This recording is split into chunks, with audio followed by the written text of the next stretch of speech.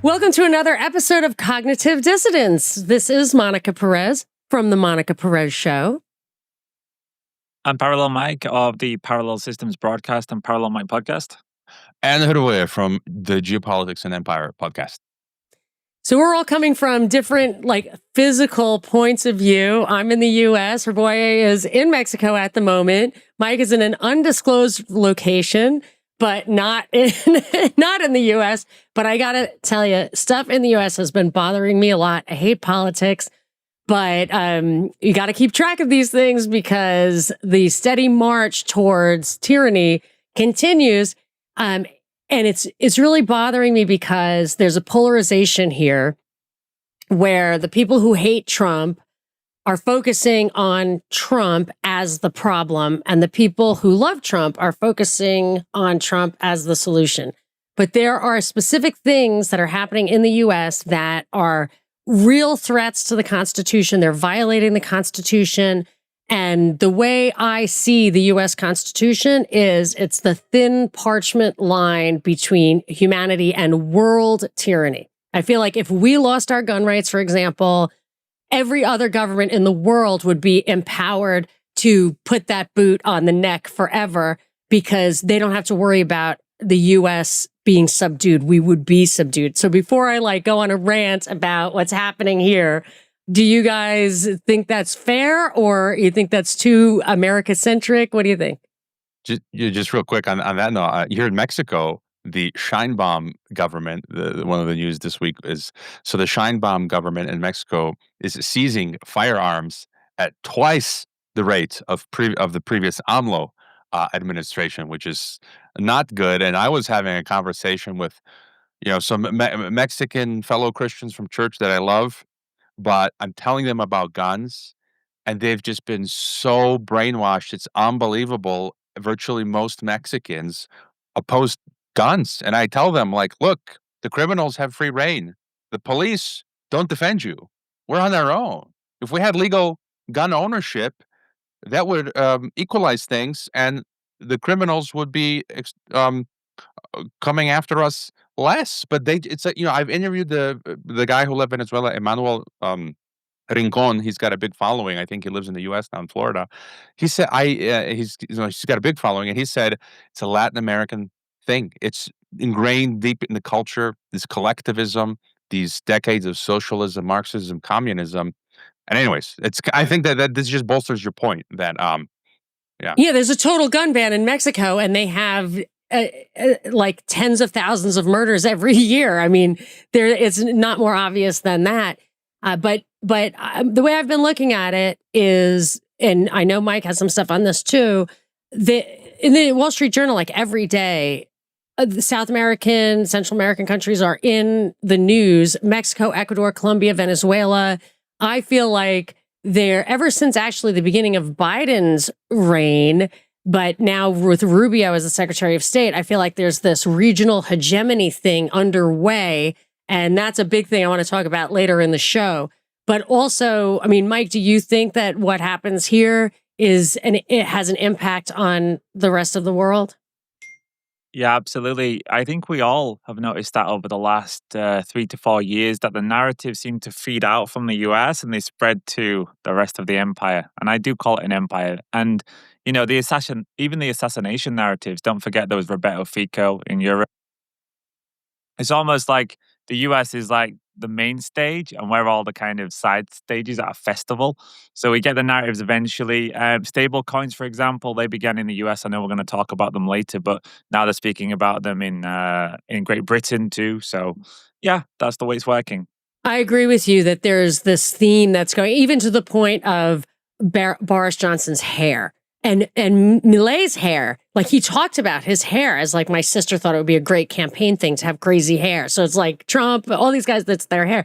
But Milei, is it Milei? How do you pronounce it? Yeah. So Milikovsky?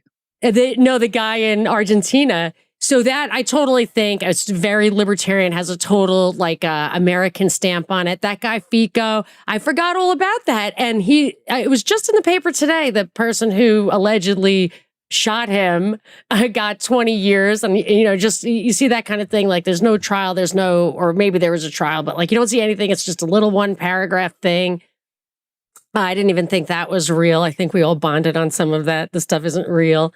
But yeah, I do think that someone asked me the other day who knew I was an anarcho-capitalist, are you still an anarcho-capitalist? And I said, I don't think that's going to work right now because world government is descending upon us. And he said, well, do you believe in the nation state?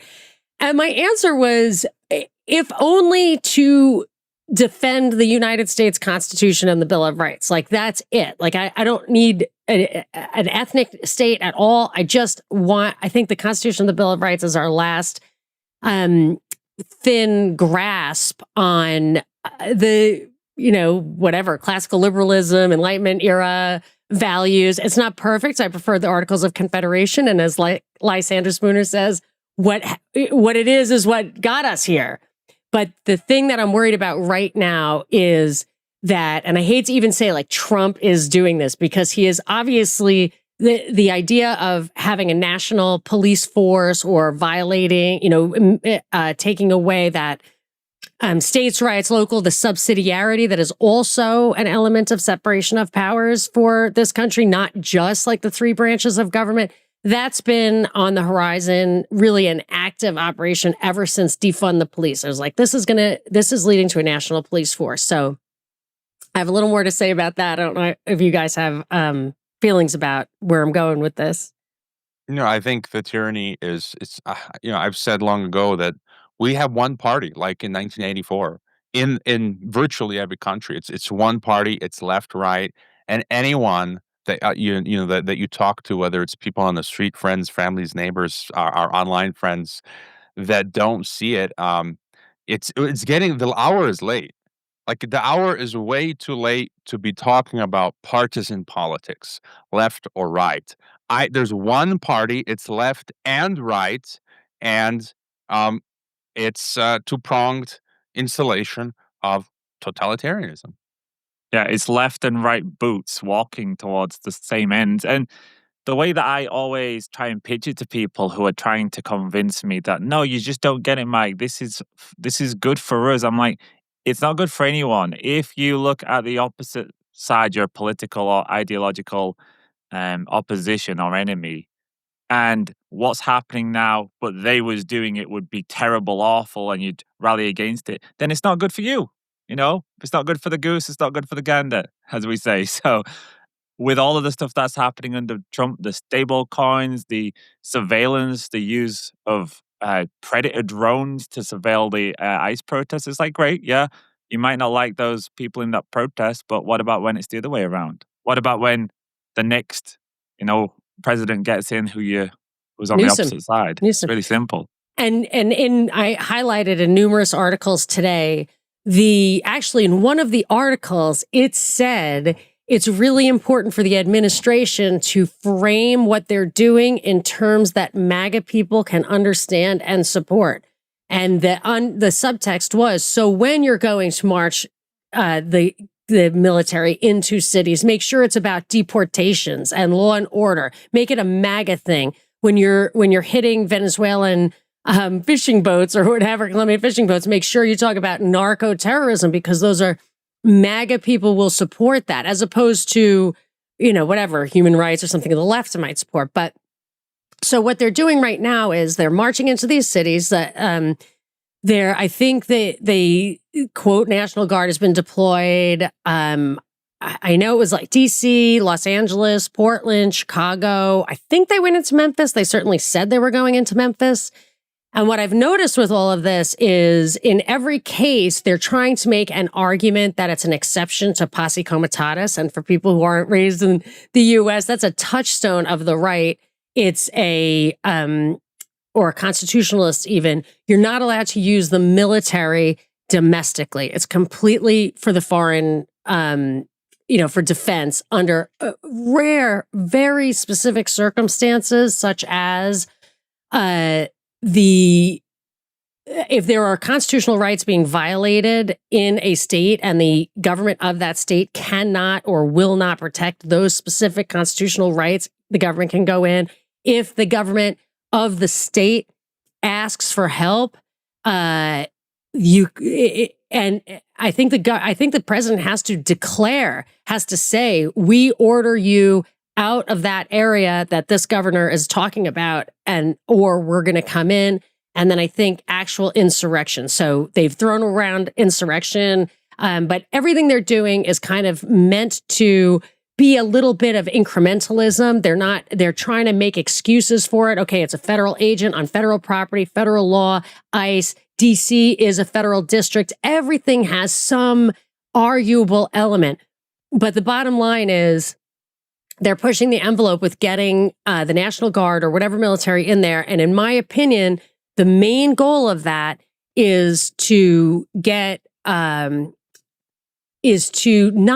actually don't think they're going to have an overt national police force. I think the goal, both from the states and the feds and international, is interoperability.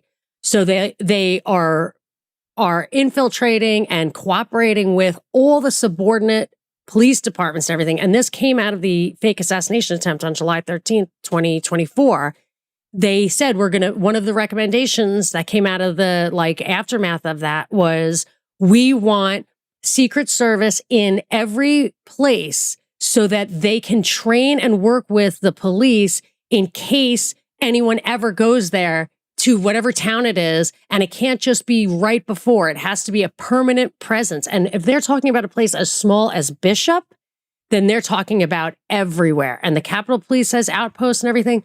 So I think that's what they're doing. And but I'm also alerted to that kind of thing when I hear that they're interoperating with Mexican military. Have you ever heard that, Roy? They have joint exercises. I mean, they've always had that to an extent. Many countries around the world, whether it's the East countries or the West, have these joints. In the U.S. and Mexico, you've had Plan Merida.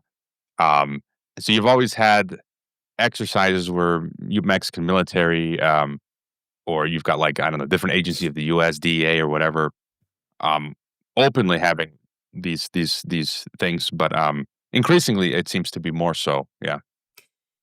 So just a couple of more items on that, and then we can move on. I just want people to understand why it's such a problem to not have that layers of policing, and it's because the question is who's watching the watchers, and there are numerous examples, many times, where the local cops will be alerted by local people as to something really bad happening. And the best example, I think, is Denny Hestert. I imagine you guys are all familiar with that because Isabel Edmonds did so much work on it. He was a Speaker of the House. You never hear his name mentioned, but he was a Speaker of the House. He had an apartment set up where I think this is like proven. He had boys brought in from other countries, Thailand or something, and the FBI was monitoring the apartment. But neighbors saw what the hell was going on. They called the cops, and the cops put an end to it, and it brought Denny Hestert down, if I understand the story correctly. But I've heard numerous other stories about the local cops being alerted to something really bad happening and stopping it. But you really can have a national or world dictator if they have their own police force, and you cannot defend the actual rights and physical integrity of the people in there. So you can't have the army running everything. And then just two crazy things about this situation.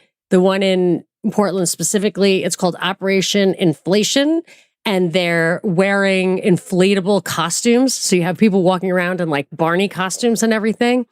And one judge who wanted to stop the federal troops from coming in said, it's ridiculous or it's absurd for you to think that people in Barney costumes are a real threat. Meanwhile, the other judge said, yeah, but they're throwing M80s at cops. I'm not a Law and Order type. This is all bullshit, but they're setting it up. The conflict is intended to keep us against each other, and then, to make it us versus us, and instead of us versus them. And then the final item on that is the people who are featured, quoted in all the articles I've read are like 40-something-year-old soccer moms and stuff. And the funders of this No Kings thing, it's like a list of 100, unions and all that. And I'm thinking, why are unions and liberal soccer moms defending what in another age they would have described as slave labor? These are people who are being imported to avoid things like minimum wage, healthcare costs, all of the things that these guys fight for that screw up our labor market. They're defending these people, and to me, who's benefiting from that? It lowers the wages, and obviously, when you really look into it, it's like George Soros open society as whatever George Soros even means anymore. But that's the massive faction that's supporting all of this. But to me, the biggest thing that's going to come out of it is a de facto national police force. Yes, and I don't know if I put together some. I'm just going to share my screen real quick again. Sources related to the U.S. stuff, and I mean just what we were talking about before, the one party. And here's Washington Post publishing an article. As a professor, I've seen woke and MAGA censorship. Which is worse? Of course, here is going to say MAGA, but the fact that they're recognizing this is just a little bit that this left woke libtard is revealing that, okay, yes, there's censorship from the left and the right, but the right is worse. So he got a few steps there. But anyways, just the fact that this is being discussed now, and then ICE boosts its weapons spending 700%. And it's interesting that it says most it was spent on guns and armor, but also purchases of chemical weapons and guided missile warheads and explosive components. It's like, what? And then you've got okay, this is the left wing. I like making fun of the left and the right. Okay, this is Daily Beast, and it says Ice Barbie, right? Kristi Noem of the DHS. DHS shouldn't even exist. It's a Nazi, agency. And splurging $172 million taxpayer money on 2 DHS jets. And then you've got Trump yet again holding another corporate ballroom donor thing with Lockheed Martin, Microsoft, Meta, Google, Amazon, Palantir. It's one big club, and we're not in it, left or right. Trump's trying to oust Thomas Massie now. He's supporting Ed Galbraith to oust Massie. It's like, what? That's so anti-American. And now he wants to build the Arc de Trump. And it's like, what? I mean, these are just examples of it's all madness. And for the conservatives, look, I'm a Christian, I'm a conservative, but I'm recognizing that this has nothing to do with this is megalomania, this is globalism, this is New World Order. And just one more, Tucker with Bannon. And Bannon here is and you see, like, he's part of some operation, in my opinion. Bannon. He is. Definitely. I met an old Mexican scientist who participated, I've said this before, in the what's that dome? They made that movie with Pauly Shore. You guys know what I'm talking about? In the 90s, that they had this experiment somewhere in the American Southwest, like Arizona, New Mexico, where they built this dome to mimic life on Mars. Biodome? Yeah, biodome. And it was a real thing. And this Mexican scientist told me when they shut it down, Steve Bannon was sent to the actual biodome to inform them, and he was doing it on the behest of Rockefeller. So this guy's got skeletons in his closets. But the fact is, this is suspicious that he's egging on. So Tucker's amplifying the narrative of Civil War. Bannon is, and I'm not going to play the clip. It's here, but Bannon says America's on the brink of a civil war, saying the divide between the two parties has become impossible to bridge. So I think it's part of that occult globalist agenda is to stoke civil war. So yeah, that's Bannon's definitely a deep state guy. He was some kind of naval attaché. He was involved in Carter's failed attempt to free the Iranian hostages. And then he ends up at the Reagan inauguration shortly thereafter, if I recall it correctly. I'm looking it up in Wiki, and it's surprisingly not in Wiki, but Bannon is defo deep state or whatever, deep whatever. Yeah, just to pick up on some of those things. I was reading a Reuters article talking about the surveillance that's being used on the No Kings protesters. And I mentioned before, it involves military grade drones that used to be used to spot and kill enemies in combat zones, hacking protesters' phones, facial recognition, cell site simulators. And basically, the problem the US has is when these things are being rolled out, firstly, it's normalizing it. So again, it doesn't matter, the police who are using this, because it's not just military tech, it's police that are incorporating this. They're going to be using that across the board. They don't say, oh, we're only using it at the ICE protests. It's like, no, we'll use it across the board anyways.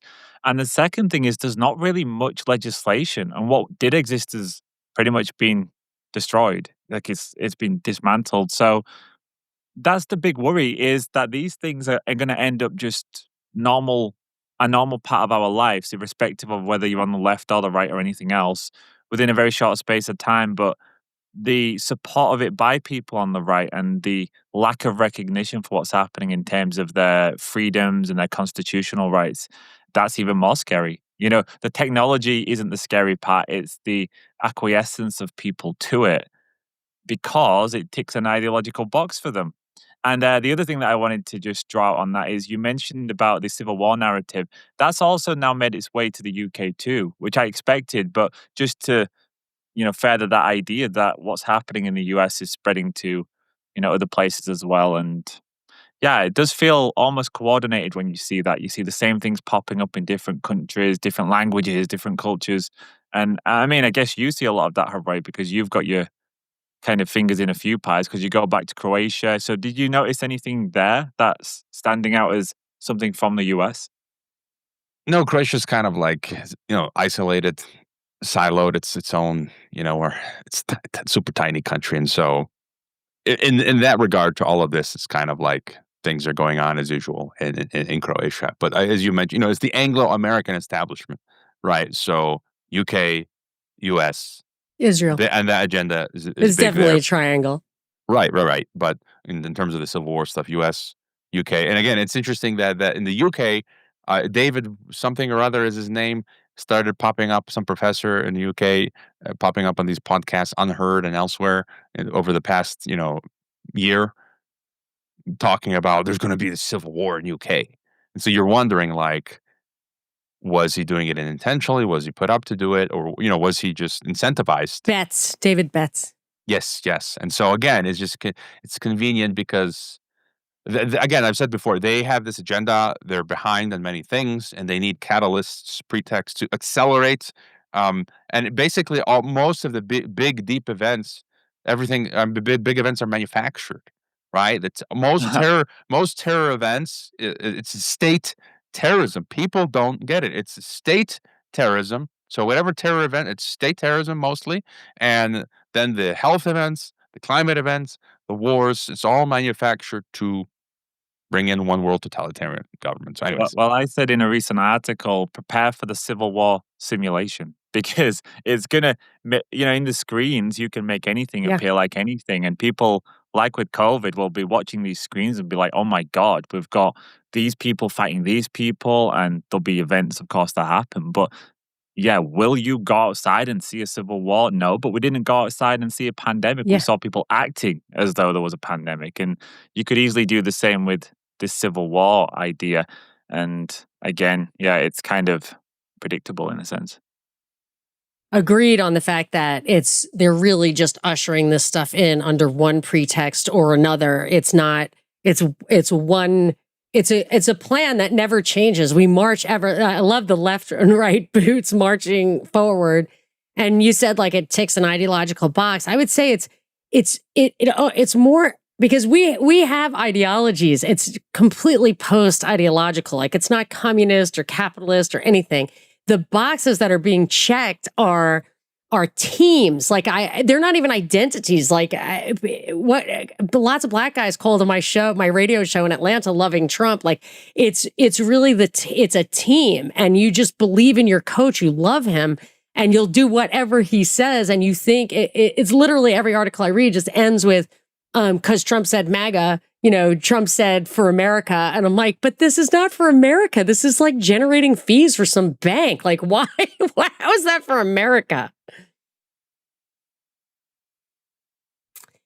Yes. So, Hervoy, did you have other Trump stuff? Did you? No, that's about it. That's yeah, it. So I wanted to talk about, it has to go under the banner of Trump because he is the guy who's putting his face on it. And I will say over and over again, like, he's an actor. Maybe he believes this stuff. I don't know, but he is not sitting around wondering what to do, thinking, I think I'll bomb some ships in the Caribbean because drugs, if you, and it's not like an American policy either, because the drug problem that's really killing people. And I believe it because my sister died of it, is fentanyl. And I had my cousin's son also died, not even 30 years old, died. So, and it's fentanyl, it's too strong. And so when Colombia does not import, Colombia is not a producer of fentanyl. Fentanyl is a big pharma thing. So when you crack down on good, solid, pure Coke from Colombia, you're encouraging the use of fentanyl in U.S. drugs. So there's no logical reason to save American lives, like Trump is claiming, to bomb boats full of high quality cocaine. But he's doing it, and they're doing it because, they're bombing, they've hit some boats in the Caribbean. They say they're Venezuelan, narco trafficking, whatever. I wonder if Venezuela even does any narco stuff, given that they're an oil producing nation and they have other commodities. But so they're hitting these places, they're killing people. I think 30 people plus have died. Colombia said like some fisherman was killed. And it's extrajudicial. It's absolutely murder. There's no process there. There's no reason for it. I believe it's in Venezuelan territorial waters. Bad, bad, bad. It is not about narco anything. It's about regime change in Venezuela. And given the kind of mobilization that's coming from like secret elite squads to bombers moving towards Venezuela, I think there's an actual chance that the U.S. is going to invade Venezuela, because they're saying Rubio is turning up the pressure in the hopes that Maduro steps down. Everybody knows Maduro is never stepping down. He is never capitulating to the pressure. You have to, if they want him out, they are going to have to physically remove him. And I'm afraid that's what they're trying to gear us up to do.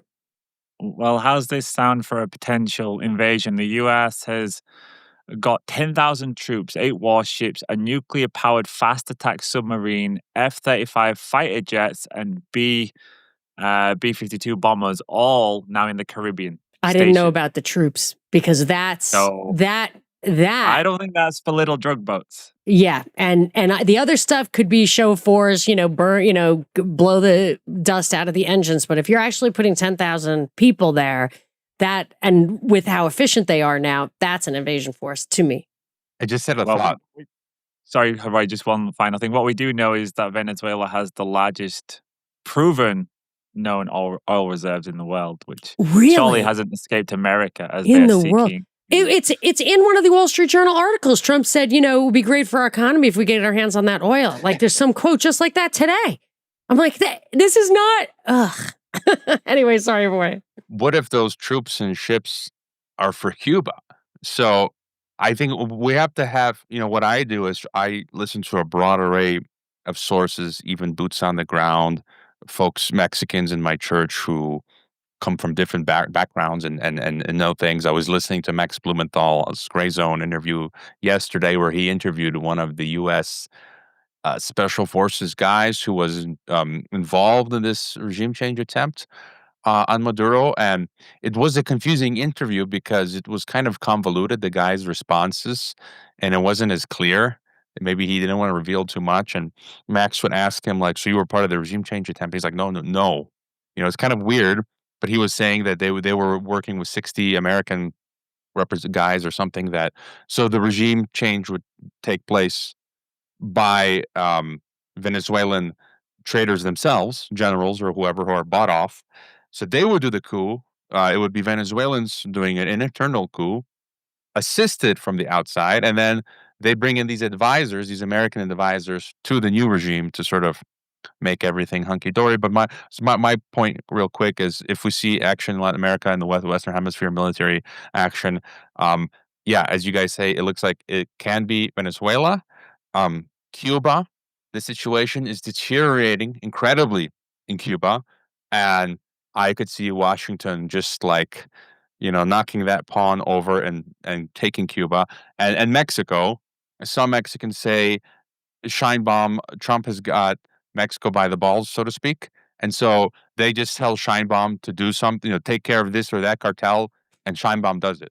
So Obviously. effectively, they're already managing Mexico. They have Ecuador.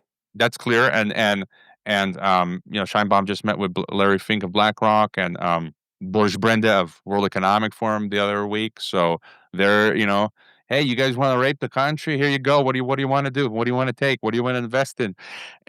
But I told my Mexican friend, so he thinks they're not going to do hot war in Mexico. But I said, okay, but think of it. These globalists are psychopaths. So we have to have different scenarios. So according to that one scenario, if they can get what they want already from Mexico, they don't need to do a hot war. Okay, I get that. Makes sense. That's maybe one scenario. But these globalists are psychos. So maybe they want chaos. And so maybe they want to pop off a hot war in Mexico. So just on those final points, Mexico, things can pop off here. Maybe. Cuba and then Venezuela. But I think we have to be careful because, they've had historically things blowback, right? When they tried regime change in Cuba, which failed Bay of Pigs when Kennedy didn't go all the way.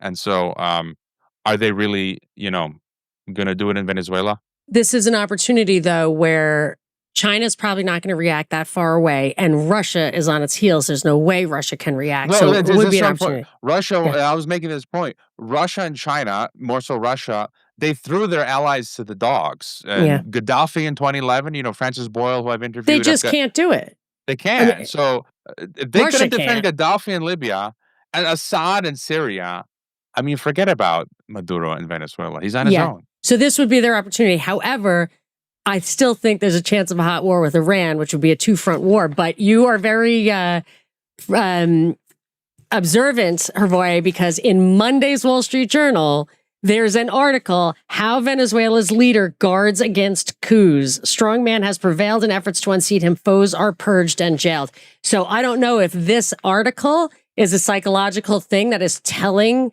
the military there, do not... No, I mean, why would they write this? What could the point be? I mean, I think it's it's not really being hidden, is it, what's happening? They seem to be saying, now's the time to do your coup. Yeah, I guess so, We're here for support, and if you don't do the coup, then maybe it's going to get worse for you guys. Yeah, it could be. I'd have to reread the article with that in mind. I usually pick up on that, but I just couldn't figure out why they were writing something demoralizing. However, it also poses a challenge to those guys because it keeps saying these guys are running scared. They're running scared. The generals have no balls kind of thing. Maybe it's, they're pretty good on their psyops. I just want to add also an important point to sprinkle on to all of this. The cultural capital America has now. If it was the left in power, it'd be more difficult. But because it's now Caesar, Trump, MAGA mythological emperor Trump, American Empire 2.0, Monroe Doctrine 2.0. It's like the channeling the ghost of Teddy Roosevelt.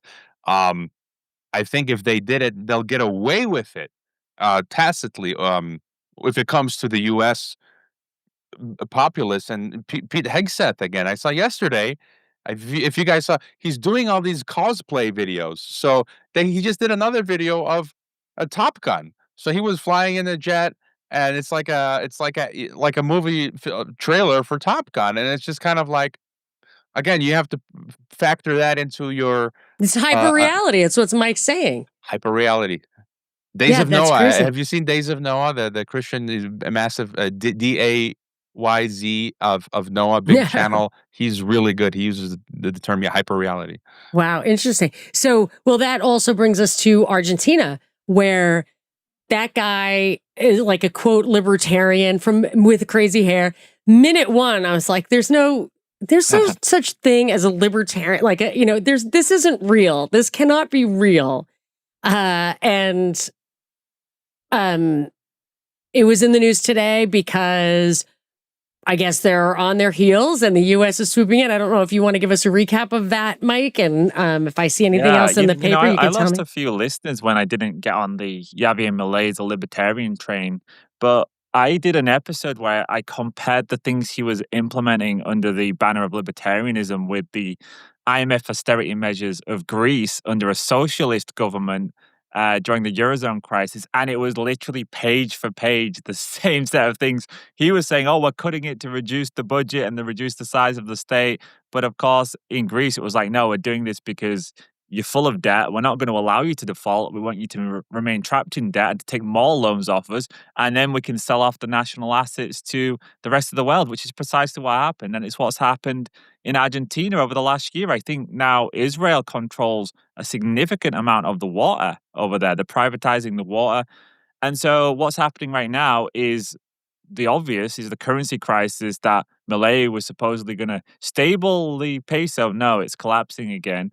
And the US has bailed them out to the tune of 20 billion, and they're going to bail them out again. But Scott Bessent, the Treasury Secretary, and also Donald Trump have had some revealing tweets saying, well, it depends on the policies that they implement, which basically means you better give us access to, this is how I interpret it, is you better give us access to those natural resources because Argentina's got, lithium supplies and it's Uranium. got a whole range of commodities. And remember, Argentina's gold got sent out of the country as well. It just disappeared out of the country. We don't know where it actually is right now. So I always said it looks like a looting, an IMF looting of the nation. The libertarians have got egg on the face, which I said they would That do. was the point, is to not really be libertarian, do it as stupid as possible so that it was doomed to fail and discredit libertarian free market. This is not free market stuff. It's ridiculous. Again, it was just a pantomime, right? A guy with a chainsaw running around with the crazy hair, doing rock concerts. In He a did a rock leotard. Yeah. So anyways, So I have a couple more things on that. And he's another one of these like unmarried, no children. I know that he cloned his dog, like he was in love with his dog, but I looked at some old news interviews with him, and basically it was like, oh yeah, I'm totally believing in, this genetic engineering and modifying and what we can achieve in the future with transhumanism. So he's completely on the same page as all the other globalists. And anyways, it looks to me like the country now is in some seriously deep water with the financial situation, which they already was. They're the biggest IMF debtor. I think they owe something like 280 billion, and it's going to be filled with more loans, and they're going to privatize the entire country, and it'll get sold off. So, I want to make a point about the privatized, but I remember in Creature from Jekyll Island, which I'm sure you both have read, I think the example of how it works was Argentina. And since I read that book, or at least since that book has been published, I've seen it actually happen in Argentina several times since he used that as an example where they get into trouble for whatever reason, probably, IMF loans or whatever. And instead of when they come in with the bailout money, they don't forgive the loans. They don't give them a fresh start. They give them more loans so that they're always on that tether. And in this case, there's a couple of little details about the loans. And as far as privatize the whole country, I don't like that expression because it would be okay if they actually did that in a free market arm's length way. You would actually get the NPV or like the fair market value for some of this stuff and pay off the debt. But like if you look at Mexico's telecom, when they quote privatized it, there was basically one buyer and he got quite a bargain. And now he's one of the richest men in the world, if I recall that story correctly. But so what they're doing with they're giving them $20 billion of currency support, which Mike, I wanted to ask you if you could explain that. And the other thing they're doing is they're giving them $20 billion of loan guarantees under the condition that they use it to source their electronics, their computer and stuff like that from U.S. companies rather than from China. And when you start, and literally in the article, it was like, because MAGA. But to me, we are a service economy. So the transactions and the fees that are related to those, the service transactions, are the payola. So like doing that, who is getting the fees on that money? Who is the winner of those businesses? Who's getting kickbacks from that? We're interfering in world trade for the benefit of individuals, no doubt. But anyway, I wanted to understand the currency support. Yeah, basically what they're doing is the currency's in free fall, so they're buying it back with US dollars. And when they gave the first 20 billion, I think within a week they'd blown like 40% of that 20 billion and the currency was still in free fall. It's literally burning money in that sense.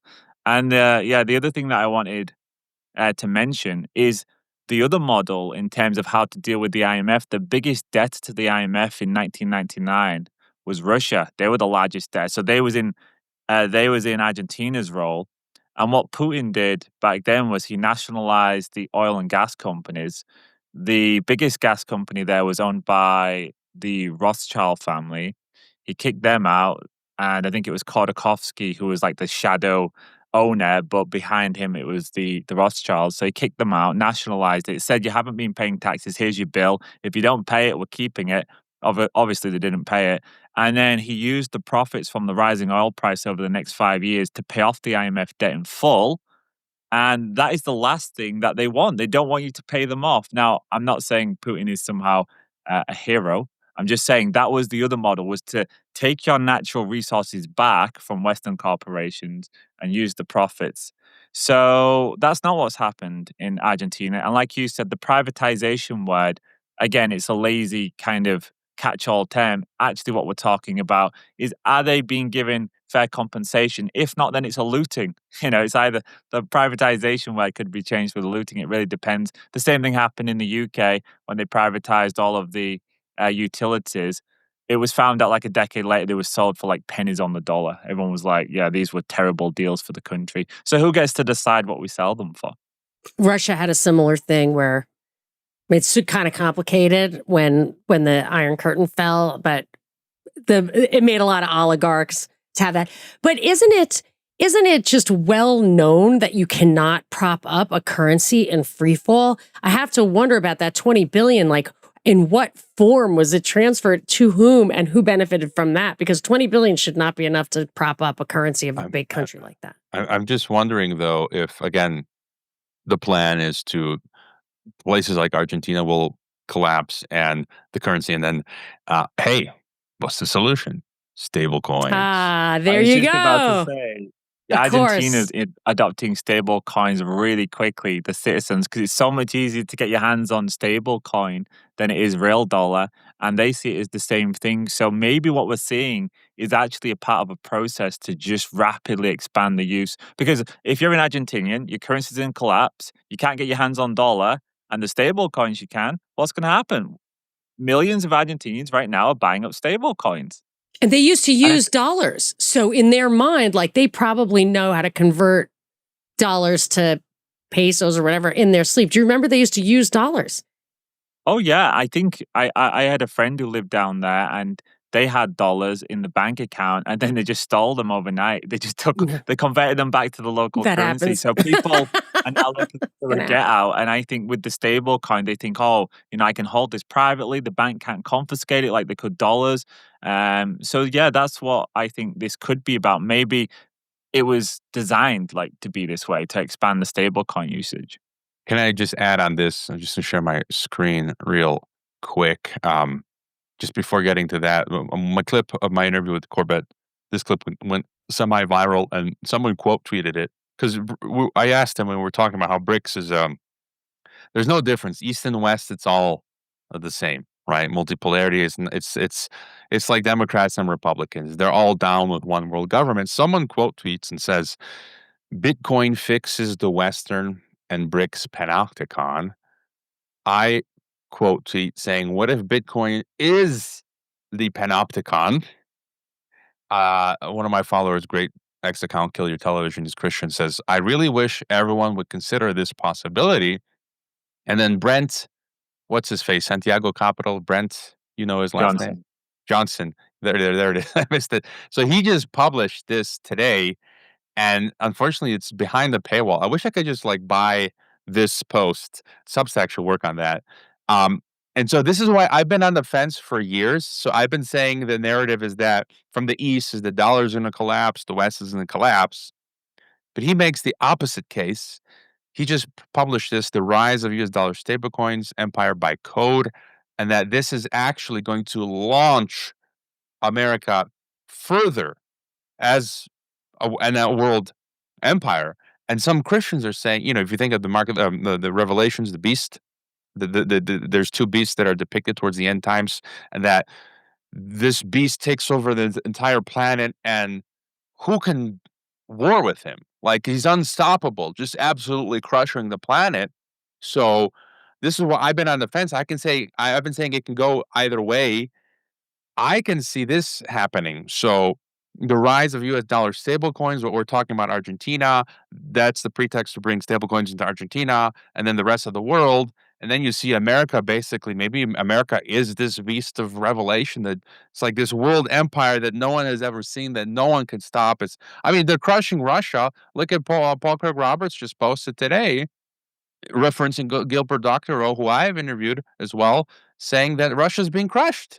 The Russian life is increasingly disrupted and inconvenienced by drone strikes deep into Russia. The cost and frustration has resulted in growing percentages of the Russian population losing patience with Putin's limited, never-ending war.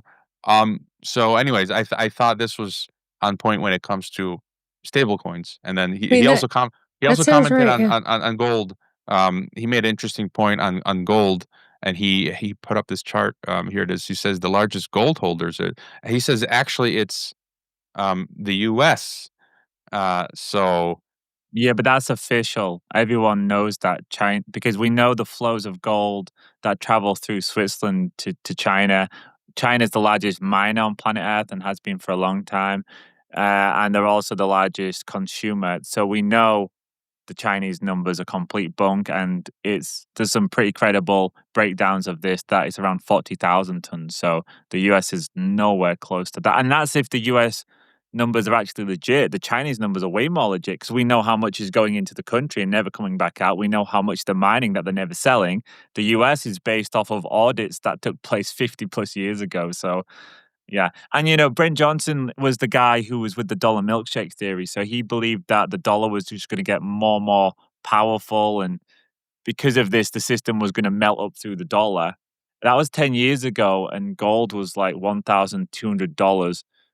And the dollar was I think the dollar index was around 98. Today, the dollar index is lower and gold's around $4,300. So he was dead wrong on that. And that's nothing against him, but he was dead wrong on that. But with the stable coin thing, yeah, totally the US is going to try and reignite its monetary control, because with the dollar dying and essentially and everyone de-dollarizing, and just this month we saw foreign central banks now have more gold holdings in dollar value than they do the US dollar.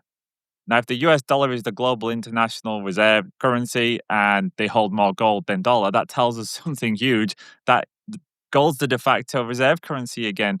But if you can reignite the stable con and get this around the world, then the US could have a lot of control still. So I don't necessarily ascribe to the fact that the US is done for and it's day in the sun's over. It's no, it's a declining empire, but how long did declines last? They can go on for decades and decades. And China, US is putting a pretty good fight up in terms of trying to get Europe to decouple from China, European dependency on American energy and imports after Nord Stream.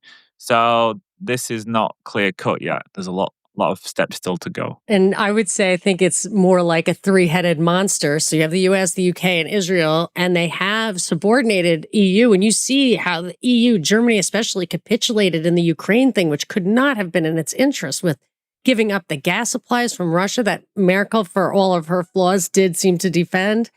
So it seems like there is that big dominance. And if you want to put it in like Christian moralistic biblical terms, it seems unlikely that China, which would be the counterpoise to that, is going to be the Christian champion, So if you want to think of it that way, it is pretty powerful, and we see what they're doing. And if they get away with the kind of domination they're looking for in Europe and South America and the Middle East, I think I don't know how Russia's going to make a comeback, because that would be Russia will be converted as like an end time thing.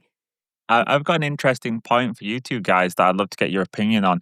Obviously, gold's up 55% this year, which is insane because it's money. So it's not meant to rise like that. It means that everything's collapsing versus gold. Right.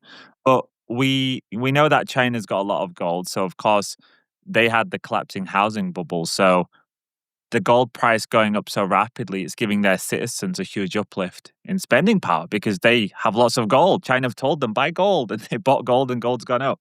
So that's helping China. European central banks have been some of the biggest buyers of gold over the last 5 years. So they've got a lot of gold. They're happy the price is going up because the value of everything else is going down and their economy's all suck.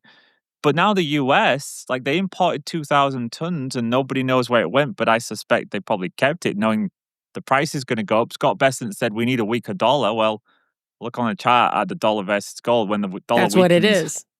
Gold's going up.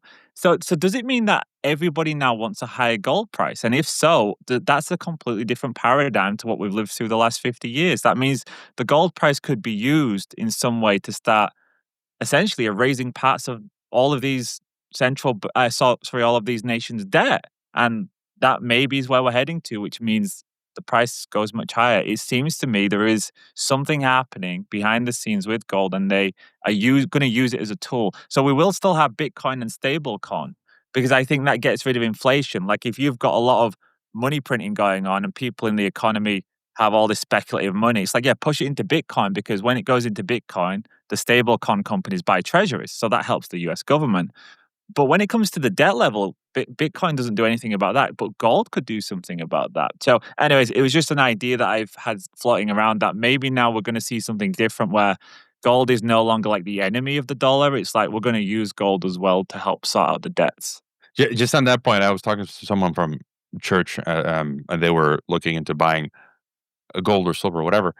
And I told them that one of the big Mexican banks, I've purchased from them before, but they got all these different branches here, but they only have one branch in the entire city. The main central branch in the center of city that sells gold. They order it from the Central Bank of Mexico, and then they open up a menu. You can choose, a tenth of an ounce of a gold coin, a quarter of an ounce, half an ounce, 1 ounce, and then you come back in a week or whatever.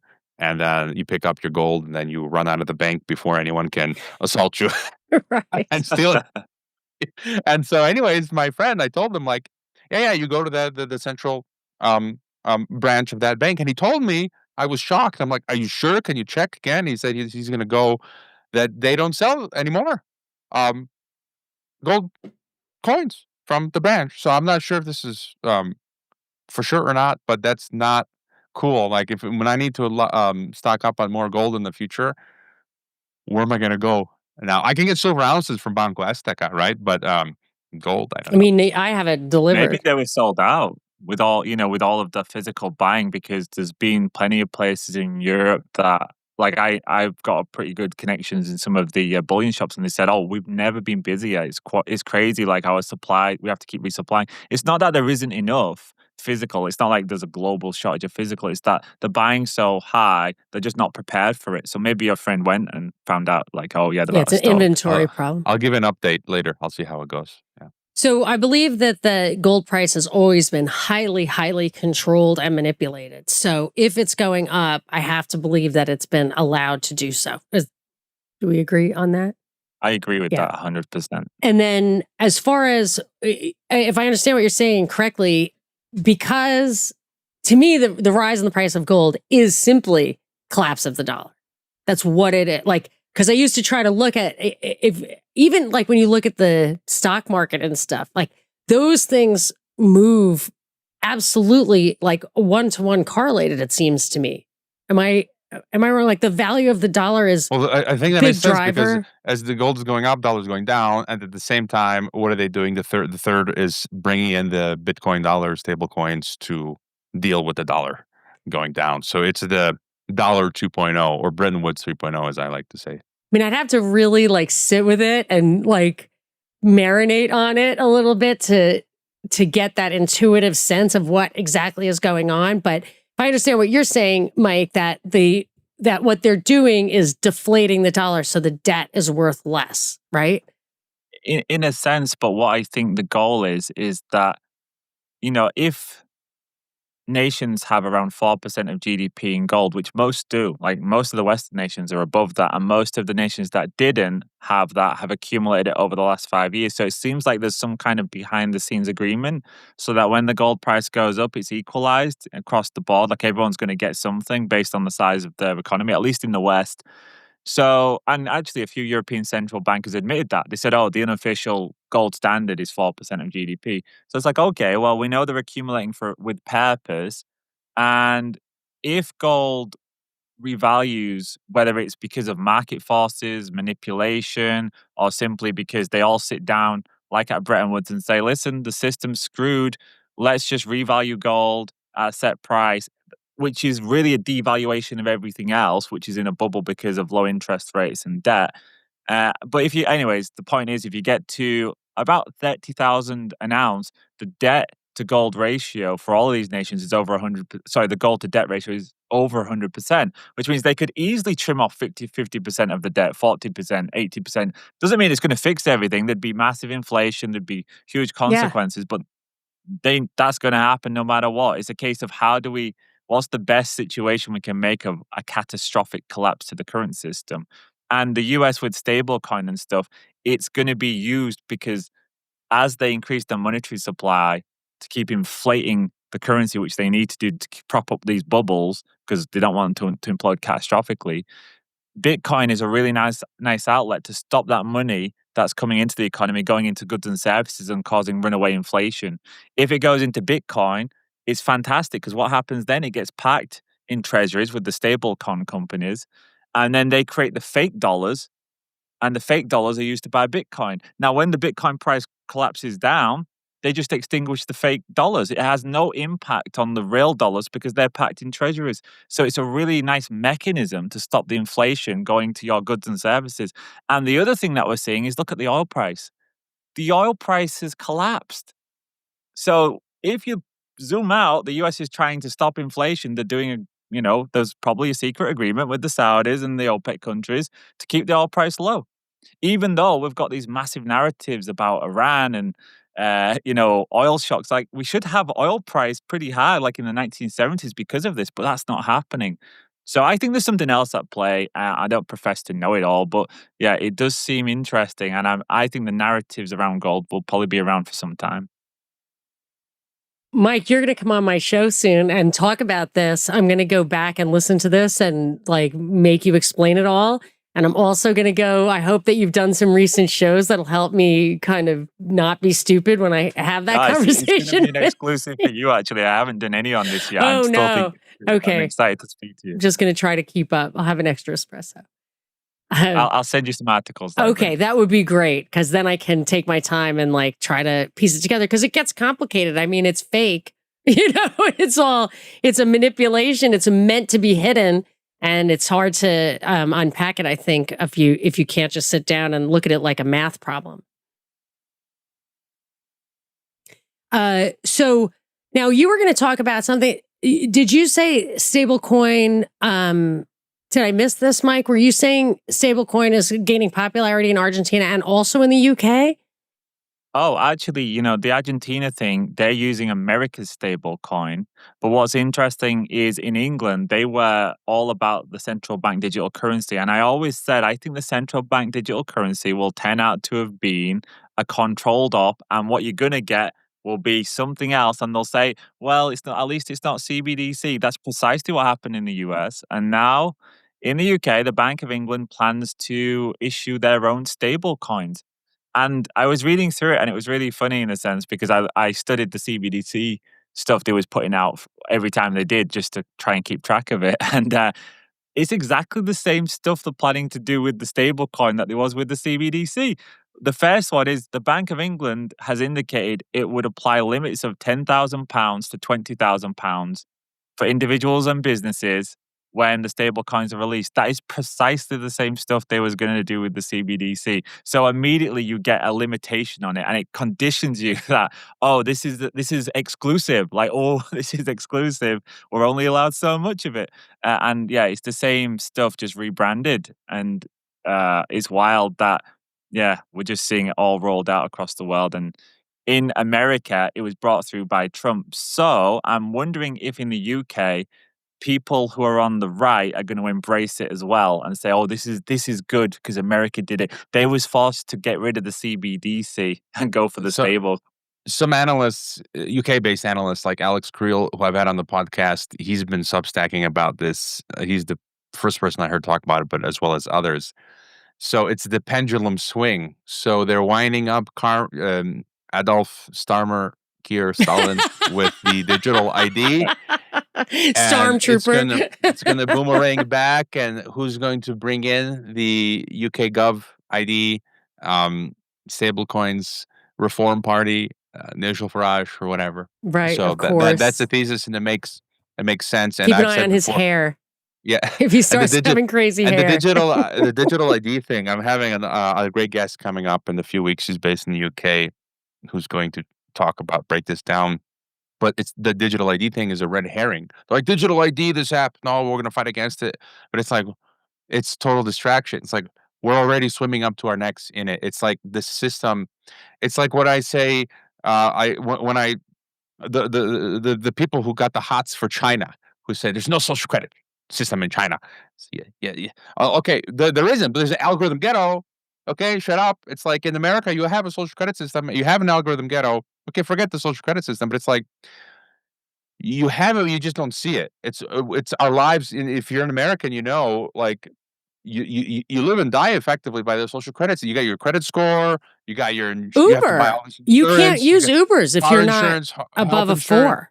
Yeah, your Social Security, what you get paid in taxes with how much money you make. It's like if I go back now to America because I've been away for so long, like I can't get a credit. I can't get anything because I've been away for so long. I don't have like a, whatever you do, W-2. I don't, because I'm self-employed or whatever. And like if I were to buy something, try to get a loan or like it's a no go. So, what was my point? So the point is that it's a patchwork interoperable system.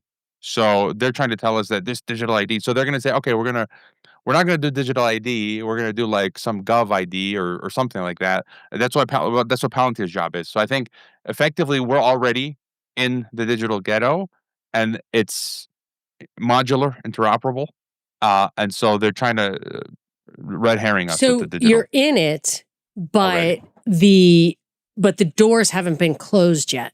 So yeah. So like Uber is a good example because they're saying, like, people will tell you, like people supposedly in the know, we're not going to have cars anymore. We're not going to have driver's licenses. We're going to have driverless cars soon, and basically won't even have garages, like soon. So, and I don't actually believe it's as soon as the people who are hyping it up, but the Uber credit system alone, like you get stars, and you have to have a lot of, like you have to get close to 5 stars. I think they cut you off at like under 4, or people can reject you or whatever. It was the first social credit system I ever saw. And I liked it because I was like, wow, Uber drivers are so nice because they all want a 5. But if the transportation distills down to all Ubers all the time, that alone will be able to completely cut you off from any kind of outside communication. And the way people say AI is overblown, I do believe a big AI bubble is happening, but I don't think it's overblown in that it is going to be a lot more powerful and invasive and controlling than you think. So if you can't access it, if it doesn't like you, if you don't go through the rituals that you have to access everything, that stuff will be gone. But the number one thing that I know that this stuff is already real, and I've told you before, is when I came into this country, with my son who has Down syndrome, who was never out of the country before, and we came in without our passports, based entirely on facial recognition. That is a super tight border, and you're walking straight through at JFK or whatever. Don't even have to slow down.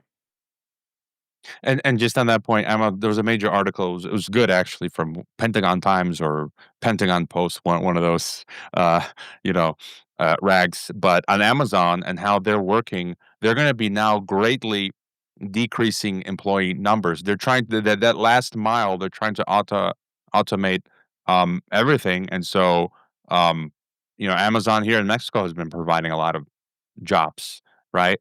And so one of my friends the other day says he just got signed up with Amazon and is a delivery driver, and what did he say? He gets like for 3 hours a day, he gets 1,000 pesos, which is like was like $50 for 3 hours of work. For Mexican standards, if you add that up for the month, that's actually not. It's like $1,000 a month, which is not bad for 3 hours a day.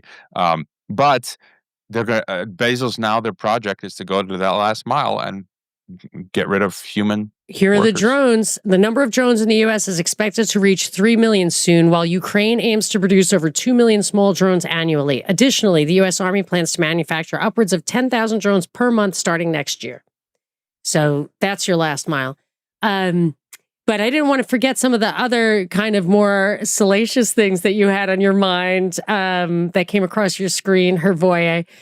Did we talk about Prince Andrew giving up his titles? I think there's anything to that other than, I mean, I don't have any deeper insights. I just caught that news. I'm going to share my screen again. But it was an Epstein thing. And Epstein what else is thing. going on with Epstein? Prince Andrew giving up his royal title after talking with King Charles III. When I think of King, I think of Metallica's song from the Load album, King of Nothing, at the end of the day. Yeah, Chucky 3, baby. Chucky 3. Yeah, Chucky 3. So that's pretty wild. And then there was apparently Virginia Giuffre, however you pronounce her name. She's Giuffre, from the grave. Posthumously, her book was published, Nobody's Girl, a memoir of surviving abuse and fighting for justice. What a psyop, huh? She names Ehud Barak as her Epstein abuser, former Prime Minister of Israel. And then this just dropped. John Adams, he's in Australia. He's got a big following, economics guy, but he apparently uncovered, so this is ABC Australia news channel, radio, whatever, from 1975. There's a pedophile recording that ABC Australia played. I haven't listened to it yet, but I think it has to do with the politicians are just normalizing pedophilia. And he just released on his X, it was taken down from YouTube, but he just released a recording, and Australian authorities seem to be coming after him. So I thought that was pretty wild, and I've got some. If you guys got any other thoughts on that, did you ever hear the rumors about Nicole Kidman's father? That he was a child psychiatrist of the elites, and his job was to keep their mouths shut. This is just a rumor I heard, but it was. And then he died on White Balloon Day because adults were speaking out about their experiences. He died kind of mysteriously, falling down the stairs or something. So that was actually a pretty compelling story, that there is a system in place where there is an elite pedophilia. Because I'm skeptical about, not skeptical, but I never really took the bait on the Pizzagate thing. I know there were dossiers under Margaret Thatcher's regime. I know there's a lot of things like that happened. But I didn't just fall in. I always felt like the pedophilia thing was a way to hijack the right to life movement for the Republicans, that they knew that if they could get people to be a one-issue voter, they could get away with all these other conservative things that they could abandon, because people would just vote against child abuse. So I didn't follow it that much, but that was an interesting layout of how it really works. They have people keeping an eye on these kids. Maybe they turn them into serial killers sometimes. Maybe they turn them into actors sometimes. But in any case, they have to keep their mouths shut. And Australia was like a hotbed of it, I thought. Yeah, and I guess the final news real quick I had, which I thought was important. Just world government stuff, but Paraghana, who's the globalist technocrat who's written books on technocracy in America, he gave a 12-minute talk for Wall Street Journal called The Asian Worldview. But I found it, again, you got to be watching these guys to see, they're telling us which way the wind is Absolutely, blowing. yes. And Agreed. in his talk, he effectively said there won't be like this bifurcated new Cold War or World War III. Instead, his exact comment was overlapping regional clubs. So I'm viewing the road to world federation, world governments it's like this spider's web. So the humanity, 8 billion of us, are in this spider web or series of spider webs, and all that the globalist spiders keep doing is just weaving these overlapping asymmetric webs continuously over us. So it's like one web. So it's not like this is centralized top-down world government. At the end of the day, effectively, that's what it will be. But through this sort of network and regional clubs, there's that. And, I always say it's convergence to global governance. Anthony Sutton and others talk about convergence of East and West. And our friends over at Lucifer Publishing, Lucis Trust, in their latest newsletter, get this, they're talking about the East-West integration convergence. So Ellis Bailey's Theosophic Luciferian Satanist, Satan, Lucifer is the Christ, Jesus inversion. They actually say whether it is in the East or the West, the path to freedom in the social context involves a steady transition from the individual mindset to that of the collective, the Borg. And they talk about Xi Jinping and Xi Jinping's new world government initiative. And effectively what they're talking about here is the East and West. How can we get East and West to converge into this world collectivist state? And so, and one more out of Australia. We're talking about Australia. Some mysterious unknown object crash lands in Australia. Experts scrambled to identify its origin, and I'm joking. The star has fallen from heaven. Lucifer, that's a quote from the Bible. The star has fallen from heaven, and they're going to do the fake alien contact. And let's get this show on the road. Let's get it all over with. It's become tiresome. I demand better psyops. I love that expression. I have to. And then we'll say goodbye.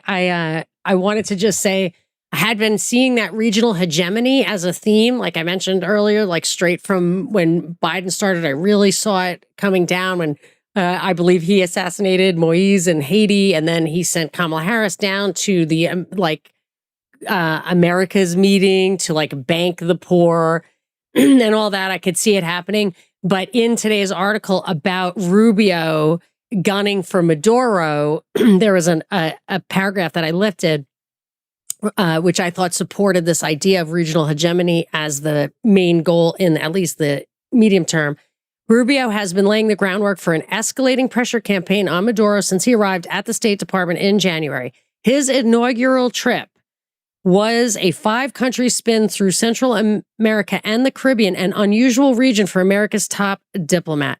Behind closed doors, he often spoke to foreign officials in Spanish and made it clear that the Trump administration would reward allies in the region if they aligned with the U.S. So I feel like it's a real priority. They are getting that regional hegemony back.